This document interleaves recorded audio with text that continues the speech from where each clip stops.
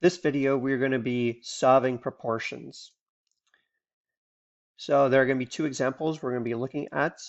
So when you're looking at proportions, think of proportions as two ratios equal to each other. Or another way of thinking about it as one fraction equaling another fraction. Now, there are multiple ways of solving proportions. I'm going to show you one way, and the one way many students we use would be the cross multiply and divide method. So we're going to do step one, which cross multiply to create an equation. Step two, we're going to get the variable to one side and then solve for the variable as step three. So step one, cross multiply. So it doesn't matter if I start at the upper right, upper left and go diagonal down, or if I go diagonal the other way. I usually start with wherever the variable is.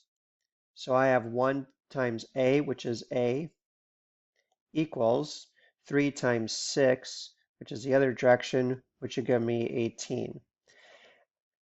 And the variable's already on one side, the variable's by itself, so my answer would be 18. Example 2. Here I have the variable c in both my numerator and my denominator.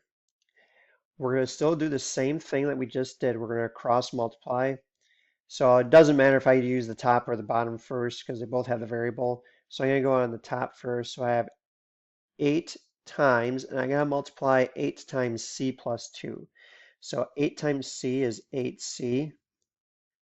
8 times 2 is a positive 16 equals, on the other side, I'm going to do 4 times c minus 2. So 4 times c is 4c.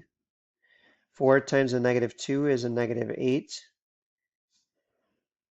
Now that I have my fractions gotten rid of, or think of it as my denominators are now gone, I can now get my c's to one side. So I'm going to get my c's to the left.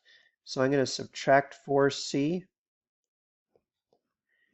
And then I'm also going to get rid of the 16 by subtracting 16 on both sides. And now I can simplify. 8c minus 4c is 4c equals negative 8 minus 16 is a negative 24. Now to get c by itself, I'm just going to do the opposite, which is divide by 4. And c would equal a negative 6. So that is how you can solve proportions by using cross multiplication.